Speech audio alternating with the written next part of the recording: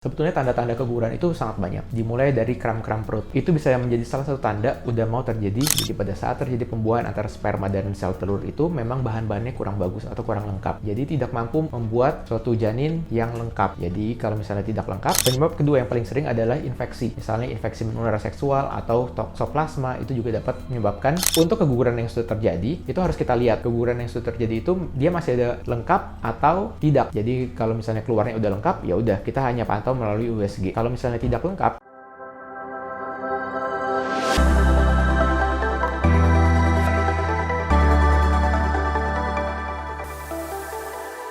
hai, kembali lagi di channel Dr. Kevin. Gimana? Apa kabarnya semua? Semoga semua dalam keadaan sehat ya. Kali ini saya juga akan membahas satu topik yang sering juga ditanyakan, yaitu dok, sebetulnya apa sih tanda-tanda keguguran? Kalau misalnya flek atau saya kram perut, gimana dok? Apakah itu udah mau pasti keguguran? Nah, itu akan saya bahas ya. Tapi sebelum saya lanjut, seperti biasa buat kalian yang baru pertama kali ketemu dengan channel Dr. Kevin, jangan lupa untuk dukung terus channel Dr. Kevin dengan cara klik tombol subscribe-nya di bawah sini yang tulisannya warna merah ya. Dan juga jangan lupa untuk nyalakan loncengnya ya, supaya setiap kali saya upload video baru, kalian langsung dapat notifikasinya.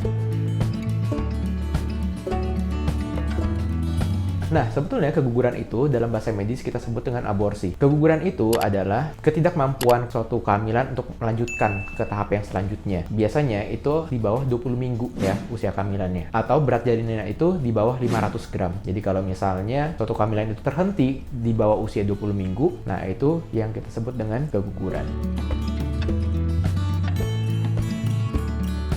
Sebetulnya tanda-tanda keguguran itu sangat banyak, dimulai dari kram-kram perut. Itu bisa menjadi salah satu tanda udah mau terjadi ancaman keguguran. Selain kram perut apalagi? Yaitu biasa terjadinya dengan flek-flek. Nah, pada saat hamil muda terus terjadinya flek atau keluar bercak darah dari jalan lahir, nah itu juga menjadi salah satu tanda, yaitu ancaman keguguran. Sebetulnya keguguran sendiri itu banyak. Ada yang keguguran yang sedang terjadi, atau yang sudah terjadi, atau yang masih mengancam. Kalau misalnya yang masih mengancam, biasanya kita masih bisa tuh memberikan obat. Atau kalau yang sedang terjadi, nah itu juga harus dilihat. Biasanya akan ada kram perut yang hebat sekali dan perdarahan yang banyak sesuai dengan usia kehamilannya. Semakin besar usia kehamilan, perdarahan yang akan terjadi juga akan semakin banyak dan nyeri perut juga akan semakin sakit.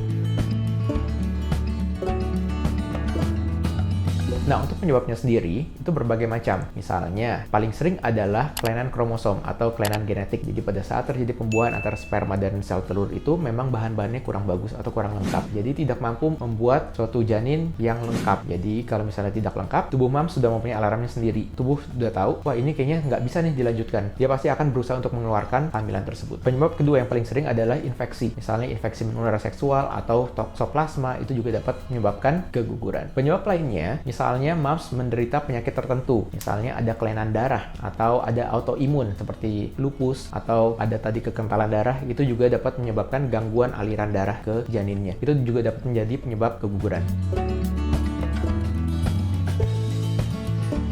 Sebetulnya cara untuk mencegah itu banyak. Jadi bisa dimulai. Tadi yang saya bilang, keguguran itu kalau misalnya yang masih mengancam, misalnya baru ngeflek atau masih ada kram-kram perut, nah itu dapat diberikan obat penguat kandungan atau membatasi aktivitas mams. Jadi yang biasanya mamsnya beraktivitas terlalu tinggi, misalnya harus ke kantor bolak-balik jauh, dia perjalanan naik motor, nah itu juga harus hati-hati. Atau misalnya naik angkutan umum juga harus hati-hati. Kalau misalnya ada jalan berlubang juga jangan langsung dihajar. Kalau misalnya mams sering memakai high heels juga itu sebaiknya dihindari ya. Kalau yang kita tahu pada saat hamil itu juga dapat menyebabkan pembuluh darah di kepala, di otak itu juga dapat melebar. Karena seperti itu, biasanya mams akan merasakan pusing tuh. Jadi kalau misalnya pusing terus pakai high heels, resiko untuk jatuh itu lebih meningkat dibandingkan dengan memakai sepatu yang datar.